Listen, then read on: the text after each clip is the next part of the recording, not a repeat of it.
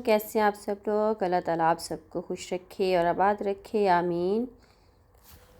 Time हुआ है 11:15 का और ये दिन की 11:15 है और मैं आपको यहाँ मौसम दिखाती हूँ बाहर का। तो ये देखिए कितना प्यारा मौसम हुआ है, बिल्कुल धूप नहीं थी और इतनी ठंडी ठंडी हवा चल रही थी। और इसके बाद फिर यहाँ बारिश स्टार्ट हो गई और बारिश भी इतनी मज़े की ठंडी ठंडी बारिश थी। तो बारिश की तो खैर वीडियो मुझे बनाना याद ही नहीं रही, मैं ज़रा मौसम को एंजॉय करने में लग गई क्योंकि इतने महीनों के बाद जो है ये मौसम आया है। शदीद गर्मी थी, सूरज की तपिश देख देख कर आँखें चुंधी आ गई थी। तो अल्लाह ताला ने मेहरबानी की और देखे जैसे पाकिस्तान में और बाकी जो हैं कंट्रीज़ वहाँ पर वेदर चेंज हुआ है, तो वैसे यहाँ भी अब जो चेंज हो गया और बहुत अच्छा मौसम हो गया। ये देखें कितना ठंडा ठंडा सा और इतना मज़े का सुहाना सा लग रहा था। तो दिल चाह रहा था कि अभी मैं थोड़ी देर मज़ीद बालकनी में रुकती, लेकिन क्योंकि टाइम जो है वो दोपहर के खाने का हो गया था, तो फिर मैं बस थोड़ा सा मौसम इंजॉय करके किचन में आ गई। ये आपको दिखा रही हूँ मैं सिंघारे।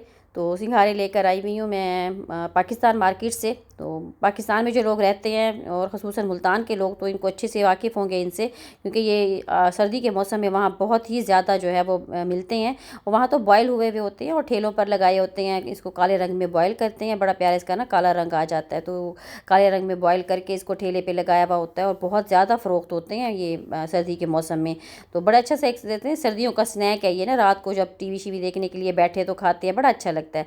और मेरी फैमिली को भी बड़े पसंद है ना, मेरे बच्चों को, मेरे हस्बैंड को भी बहुत पसंद है, मुझे खुद भी खैर बहुत पसंद है। तो ये कच्चे मिल गए थे यहाँ से, तो ये लेकर आई हूँ मैं और इनको बॉईल कर लूँगी। पानी गर्म करने के लिए रख दिया मैंने, तो गर्म पानी में ये ऐड करके इन्हें मैंने छोड़ दिया था तकरीबन 25-30 मिनट के लिए ना। तो आधे घंटे में ये इतने अच्छे से बॉईल हो गए थे सारे, वैसे प्रॉपर पकते हैं वैसे प्रॉपरली पक भी गए थे। और ये सिंघारा वैसे काफ़ी अच्छी क्वालिटी का था, तो बड़ा मीठा वाला सिंघारा था। तो बस मैंने बॉईल करने के उसके बाद ठंडे करने के लिए रखे, तो बच्चों ने खा लिए उठा कर। मैं दिखाना ही भूल गई आपको कि बॉईल होने के बाद ये कैसे थे। तो नेक्स्ट टाइम इंशाल्लाह लाऊंगी तो फिर काट के भी दिखाऊंगी। तो बड़े मज़ेदार से सिंघारे इंजॉय किए हमने। खैर आज मौसम अच्छा था तो मज़ा भी बड़ा आया सिंघारे खा के। फिर दोपहर के खाने में मैंने बनाई हैं तूरियाँ, तो वो भी साथ ही बना रही थी कि चलें हांडी भी बन जाए, क्योंकि फिर मेरे बच्चों के स्कूल में थी आज पेरेंट्स टीचर्स मीटिंग, मैंने वहाँ जाना था। तो मैंने कहा चलें खाना वाना बना के खा पी के आराम से निकलेंगे। और फिर मैं बच्चों के स्कूल चली गई। ज़ोहर की नमाज़ के बाद थी, 2:30-3 बजे के करीब थी मीटिंग वहाँ पर। उसके बाद फिर मैं चली गई सिटी सेंटर। तो सिटी सेंटर मेरे घर से बहुत करीब है, तो वॉकिंग डिस्टेंस पर ही है।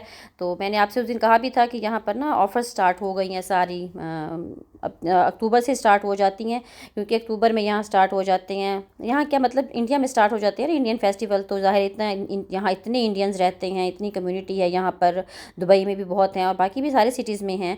तो जैसे रमज़ान शरीफ में मुसलमानों के लिए, मुस्लिम जो लोग होते हैं उनके लिए यहाँ ऑफ़र्स लगाई जाती हैं, इसी तरीके से जहाँ जितनी भी कम्युनिटी के लोग रहते हैं जब भी उनके फेस्टिवल होते हैं तो उनके लिए भी यहाँ पर ऑफ़र वैसे ही लगाई जाती हैं। यहाँ पर कंट्री में मतलब यूएई भी इसी तरीके से है जैसे पाकिस्तान में है ना। मैंने पाकिस्तान में भी कभी नहीं देखा कि किसी को उसके फेस्टिवल मनाने से रोका गया हो, चाहे वो कोई भी कम्युनिटी हो। तो इसी तरीके से यूएई में भी ये है कि जो भी लोग यहाँ रहते हैं, चाहे वो किसी भी रिलीजन के हैं, किसी भी मज़हब के हैं, उनको उसके मुताबिक ही ज़िंदगी गुजारने का पूरा हक़ दिया गया है। ये लोग बिल्कुल किसी चीज़ के लिए फ़ोर्स नहीं करते, बल्कि ये है कि उनके साथ मिलकर प्रॉपरली उन चीज़ों को सेलिब्रेट किया जाता है, उनके फेस्टिवल्स को उनको वही फैसिलिटीज़ दी जाती हैं जो यहाँ मुस्लिम्स को दी गई हैं।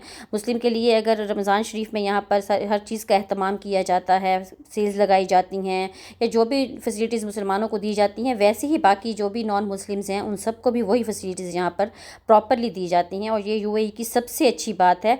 मेरा ख्याल है कि सब मुस्लिम कंट्रीज़ में ही ऐसा है। जितनी भी मुस्लिम कंट्रीज़ हैं वो कभी भी किसी को जबरन ये नहीं कहते कि वो अपने फेस्टिवल्स ना मनाएं या वो अपने फेस्टिवल्स के मुताबिक ना चलें। तो मैं आज एक दो टॉपिक्स हैं बहुत सेंसिटिव हैं, मैं उन पे आपके साथ बात ज़रूर करूँगी। हालांकि मेरी ऑडियंस बहुत कम है, बहुत कम लोग हैं सुनने वाले, मुझे बहुत कम लोग हैं देखने वाले, लेकिन शायद मेरे कुछ लोग ऐसे हों जो मुझे किसी और कंट्री से देख रहे हों, तो उनको भी ये बात अच्छी लगे और वो भी इस बात को समझें कि कि मुसलमान चाहे जिस भी कंट्री में हैं, हमारे अरब में जितने भी अरब कंट्रीज़ हैं उनमें तमाम जो कंट्रीज़ के लोग हैं वो आकर रह रहे हैं। लेकिन आपने देखा होगा कि कभी किसी अरब कंट्री ने, ये इवन कि पाकिस्तान में भी किसी को नहीं कहा गया कि आप अपना रिलीजन जो है वो छोड़ दें और मुसलमान हो जाएं, क्योंकि हमारे दीन में ये है ही नहीं। हमारे दीन में तो बाकायदा तौर पर वाज़ी तौर पर कुरान पाक में कह दिया गया है कि ला इकराहा फिद्दीन, कि दीन में कोई जबर नहीं। कभी मुसलमान जबरन किसी से कलमा नहीं पढ़वाते।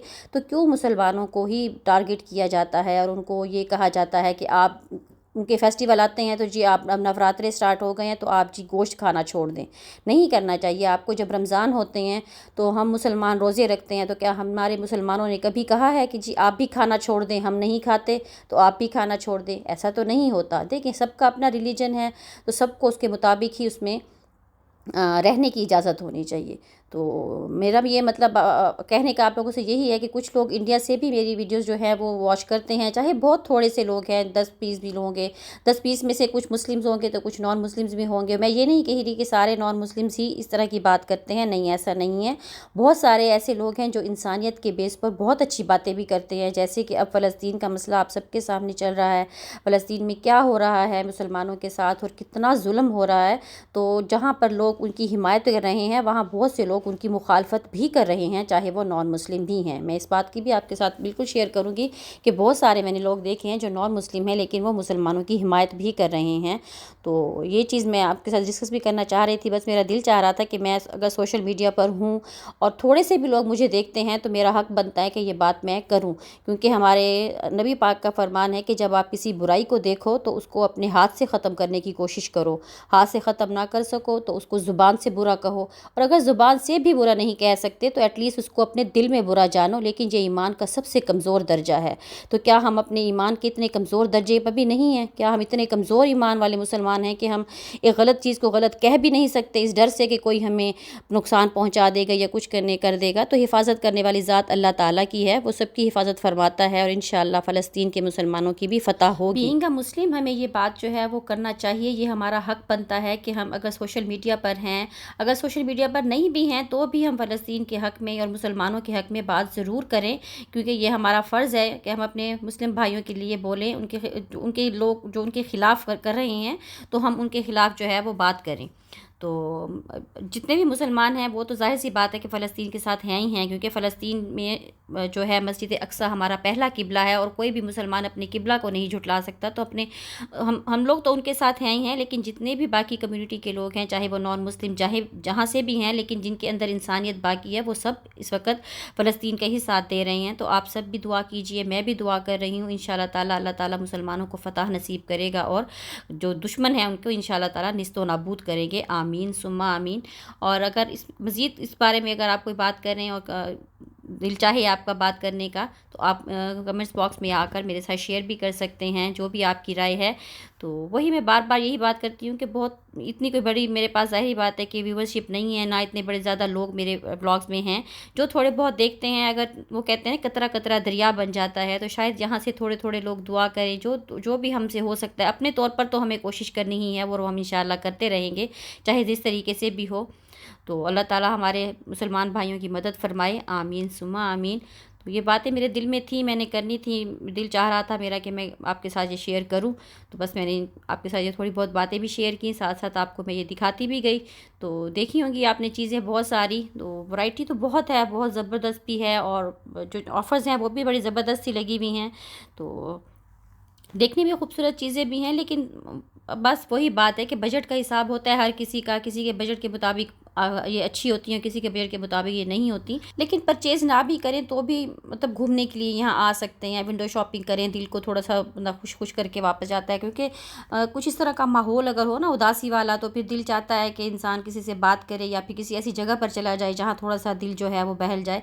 तो ऐसी जगह पर जाने से ये होता है कि चले थोड़ी देर के लिए इंसान अपने दिल को बहला लेता है। तो मैंने कहा चलें आपसे, मैंने उस दिन वीडियो में कहा था कि मैं आपको यहाँ की जितनी भी सेल्स हैं, अब तो चाहे ये अक्टूबर से स्टार्ट हुआ है सिलसिला, तो ये तकरीबन जनवरी की 5 डेट तक है ये चलेगा, क्योंकि ये 2 माह तक यहाँ ऑफर्स रहेंगी। पहले वही जैसे आपको मैंने बताया कि इंडियन फेस्टिवल चल रहे हैं, तो ये काफ़ी लंबे होते हैं, तकरीबन 1 माह के होते हैं। तो सारा महीना ही तकरीबन चलते हैं फेस्टिवल, और सारा महीना यहाँ ऑफर्स लगी रहती हैं अक्टूबर की।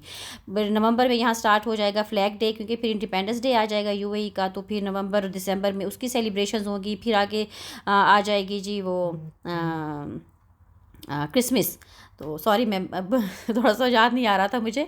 तो फिर क्रिसमस आ जाएगी, तो फिर क्रिसमस स्टार्ट हो जाएगी, तो उसके लिए ऑफ़र स्टार्ट हो जाएगी। तो ये 2 माह यहाँ पर बहुत ऑफ़र्स रहती हैं। जो लोग भी यूएई घूमने आना चाहते हैं ना, जिनका प्लान है कि जी हमने घूमना है, तो ये एक तो इस टाइम पर मौसम बहुत अच्छा होता है, नवंबर, दिसंबर, जनवरी और फरवरी तक तो मौसम 4 महीने बल्कि मार्च में भी काफ़ी अच्छा होता है। तो यहाँ पर ओपन एयर अगर आपने घूमना है, तो वो घूमने के लिए भी अगर आपने आना है, तो आप इन महीनों में आएँ, तो बेहतरीन मौसम है और बेहतरीन ऑफ़र्स है यहाँ पर, क्योंकि इस टाइम पर शॉपिंग काफ़ी सस्ती हो जाएगी। आम दिनों में आएँ तो यही चीज़ें ज़ाहिर है फुल प्राइस पे लगी हुई होंगी, तो इन पे इतनी ज़्यादा ऑफ़र्स नहीं होंगी, तो महंगी पड़ जाएंगी। लेकिन इन दिनों में घूमने आएंगे तो आपके ये है कि पैसे बच जाएंगे, क्योंकि शॉपिंग में आपको बहुत सारी अच्छी अच्छी सेल्स मिलेंगी। और इतनी अच्छी अच्छी सेल्स होती हैं कि जैसे अब फ्लैग डे आएगा ना, तो फ्लैग डे होता है 15 नवंबर के बाद। तो उन दिनों में फिर अचानक से ना किसी एक दिन ऐसे यूएई में ना, मतलब पूरे यूएई में लगा देते हैं ऑफ़र, इतनी ज़बरदस्त 70% फ्लैट, 90% फ्लैट कहीं कहीं लगा देते हैं। और वो एक दिन के लिए होती है, तो उन दिनों में तो ऐसे यकीन करें पूरी मार्केट्स ऐसे होती है जैसे उलट जाती हैं ना। और सारे लोग ऐसे, जहाँ पर मतलब ज़ाहिर बात है इतनी सस्ती चीज़ें मिल रही होती है तो कौन ही छोड़ता है। और फिर काफ़ी अच्छे अच्छे ब्रांड भी होते हैं यहाँ पर, तो इतनी आफत मची हुई होती है। कभी कभार हमें पता चल जाता है कि आज ऑफ़र लगी हुई है, तो हम भी चले पहुँच जाते हैं धक्के खा खू के, जैसे कैसे चीज़ें, तो खैर हम भी ले लेते हैं। और अगर नहीं पता चलता तो फिर रह जाते हैं। तो अगर इस साल हुआ इस तरह का, तो जो भी अचानक से लगाएंगे, एक्चुअली बताते नहीं है रेट ना, तो अचानक से वो पता चल जाता है। किसी सोशल मीडिया पर कहीं से किसी को पता चल गया, या किसी तरीके से ना बात फैल जाती है, तो जैसे ही पता चलता है फिर हमें अगर पता चल जाए तो हम भी पहुंच जाते हैं। मोस्टली वैसे दुबई में होता है इस तरह का ना।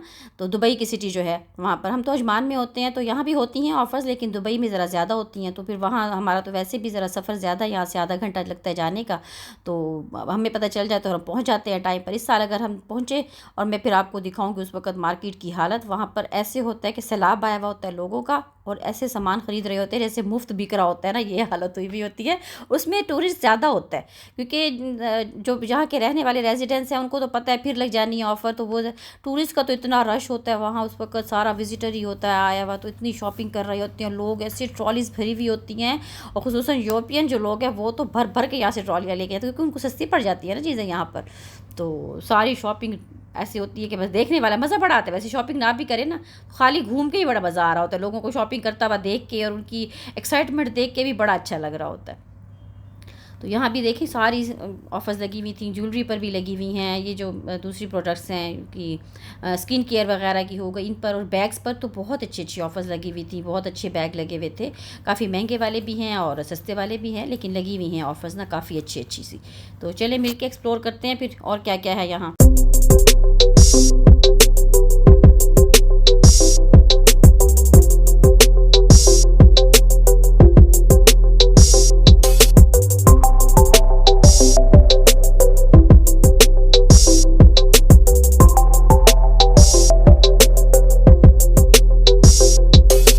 इस तरफ सारे जो बैग हैं ये तो खैर ऑफ़र वाले थे, और जिस तरह दूसरी तरफ मैं गई हूँ तो वहाँ पर सारा न्यू कलेक्शन था, तो वहाँ पर बैग जो थे वो ऑफ़र में नहीं थे। तो यहाँ पर था खैर 25% फ्लैट ऑफ था, जो भी आप बैग लेंगे उसके ऊपर आपको मिल सकता है 25% ऑफ। लेकिन मैं बैग इतना ज़्यादा कैरी करती नहीं हूँ बड़े वाले, मैं छोटे स्लिंग बैग ले लेती हूँ, या फिर जो होता है वॉलेट वो कैरी करती हूँ। तो बड़े बैग मेरे पास एक तो है, जब मैं पाकिस्तान जाऊँ तो मैं ले जाती हूँ, अदरवाइज़ मैं यहाँ बड़ा बैग लेकर नहीं घूमती, क्योंकि इतना बड़ा बैग मेरे पास इतना कुछ मतलब मैं चीज़ें रखती नहीं हूँ बैग में। एक वॉलेट हुआ, मोबाइल हुआ, या थोड़ी बहुत एक दो चीज़ें होती है, तो वो छोटे बैग में आराम से लेके जा सकते हो। बड़ी बड़ी मार्केट घूमने होती है, इतने बड़े भारी बैग उठाकर घूमो हाथों में तो हाथ भी थक जाते हैं, तो वो खैर मैं नहीं लेती। मैंने यहाँ से बैग तो खैर कोई देखा नहीं। उसके बाद ये कॉस्मेटिक्स वाले एरिया में सारे आ गई मैं, तो यहाँ भी हर ब्रांड पे ऑफ़र लगी हुई थी, मेबलिन पे, मिलानो पे, और उसके अलावा लॉरियल पे, हर उस पर थी। जितने भी ब्रांड यहाँ रखे हुए हैं सब पे थी। तो ये मेबलिन का जो था उनका स्टॉल था ये, और इसके ऊपर भी सारी सभी चीज़ों के ऊपर ऑफ़र थी। तो थोड़ी बहुत मैंने चीज़ें यहाँ देखी, खैर मैंने परचेज़ कुछ भी नहीं किया, क्योंकि मुझे मेकअप का कोई प्रोडक्ट चाहिए ही नहीं था। तो अभी फ़िलहाल ना मेरा कोई प्लान है इस तरह का कहीं जाने का, और ना ही मुझे ज़रूरत थी। तो वैसे ज़्यादा दे के लेकर रखते हैं चीज़ें को, तो फिर ये डर होता है ना कि एक्सपायर ना हो जाए, फिर फ़ायदा नहीं है ले के रखने का।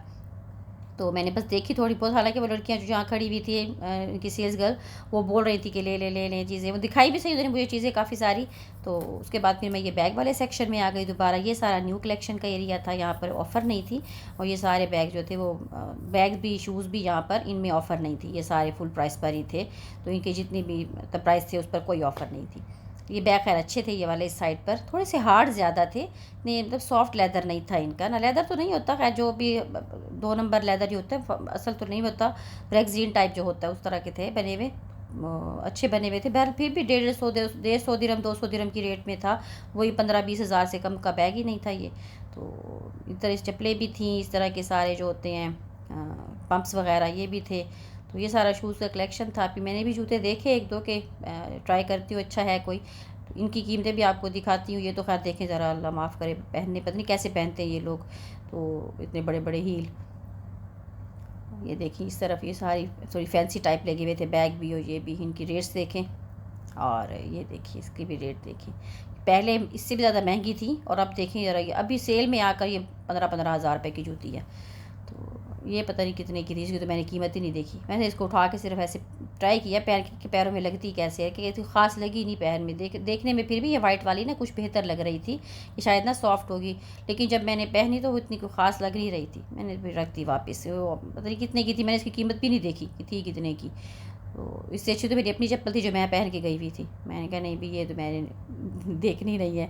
फिर एक और चप्पल देखी, ये तो एले की चप्पल थी, इस पर ऑफ़र भी नहीं थी, ये तो फुल प्राइस पे थी। एले की चप्पलें अच्छी खासी महंगी होती हैं। ये अब चप्पल पाकिस्तान से अगर स्टाइलों से लेंगे ना, तो मेरे ख्याल 1.5-2 हज़ार की, 3 हज़ार की, 2.5 हज़ार की मिल जाएगी, और यहाँ ये कम से कम 15 हज़ार रुपये की चप्पल थी। तो इसको भी मैंने गुड बाय किया। उसके बाद ये बैग देखे एले के, ये भी ऐसे थे, 20-20 हज़ार रुपये का बैग था। तो मैं आपको इसलिए दिरहम्स में नहीं बता रही, क्योंकि दिरहम में बताऊँ तो आपको नहीं पता ना कि पाकिस्तानी रुपयों में उसकी क्या कीमत बनेगी। मैं इसको डायरेक्टली आपको पाकिस्तानी रुपयों में बता रही हूँ कि ये इनकी कीमतें थी। तो बस इन चीज़ों को मैंने सिर्फ देखा, गुड बाय किया, फिर हम लोग आ गए बाहर, और मैंने जाना था कारफोर। क्योंकि कारफोर में भी काफ़ी अच्छी ऑफर्स लगी हुई थी, तो वहाँ पर खैर चीज़ें होती हैं वो लेने की काबिल होती हैं कारफोर में, क्योंकि वहाँ ज़्यादा ग्रॉसरी का सामान होता है। वैसे तो बाकी घर की अशिया भी होती हैं वहाँ, लेकिन ग्रॉसरी वहाँ बड़ी अच्छी मिल जाती है। और बाकी जो होती हैं जैसे साबुन, पेस्ट, शैम्पू वगैरह, इस तरह की चीज़ें भी घर की वहाँ से ना बड़ी अच्छी ऑफ़र में मिल जाती हैं। तो वो मैंने कारफोर जाना था देखने के लिए, क्योंकि वहाँ लगी हुई थी ऑफर्स। रास्ते में आ गई है फ्लोरमा की शॉप, तो इस पर भी कुछ लगी हुई थी ऑफर्स, लेकिन इतनी अच्छी नहीं थी। 25% ऑफ़ लगाया हुआ था, उसके बाद भी अच्छी खासी कीमतें थी चीज़ों की। तो ये भी बस मैंने फिर आपको ही दिखाई हैं। तो कारफोर में गई हूँ तो मैंने उसकी वीडियो नहीं बनाई, क्योंकि कारफोर में मैंने लास्ट वीक में शायद वीडियो बनाई थी, तो मैंने कहा बार बार क्या कारफोर में वही साबुन शैम्पू दिखाऊँ आपको। बस ये थोड़ा बहुत सामान मैंने यहाँ से देखा, उसके बाद फिर मैं वापस घर आ गई। और जो सामान मैं थोड़ा बहुत लेकर आई भी हूँ वो मैंने होम सेंटर से लिया है, क्योंकि मेरे वाउचर जमा हुए हुए थे होम सेंटर पे ना, तो उस पर मेरे पैसे जमा हुए हुए थे, 30-40 दिरहम था शायद। मैंने कहा चलिए इस्तेमाल कर लेते, ये ना हो कि वाउचर अब साल ख़त्म हो रहा है तो ये ना सारा मेरे ज़ाया ही हो जाए। तो मैंने थोड़ी सी 2-4 चीज़ें वहाँ से ली हैं, लेकिन वो मैं आपको इंशाल्लाह फिर अब नेक्स्ट वीडियो में दिखाऊंगी, क्योंकि वीडियो बहुत लंबा हो गया है। तो जो चीज़ें लेकर आई वो इंशाल्लाह नेक्स्ट वीडियो में आपके साथ शेयर करूँगी, क्या ली हैं, थोड़ी बहुत ली हैं तो दिखाऊँगी आपको। और अगर ये आज की वीडियो आपको अच्छी लगी हो तो आपने वीडियो को लाइक करना है, चैनल को सब्सक्राइब ज़रूर करना है, और बेल का बटन दबा दिया करें, ताकि जब भी मैं वीडियो नई जो है वो पोस्ट करूँ तो उसका नोटिफिकेशन आपको मिलता रहे। और आज के टॉपिक जिस पे मैंने आपके साथ बात की है, तो कमेंट्स में उसके बारे में आपने अपना राय का इजहार ज़रूर करना है। तो चलें जी, अब आपसे मुलाकात होगी इंशाल्लाह नेक्स्ट वीडियो में। ओके जी, अल्लाह हाफिज़।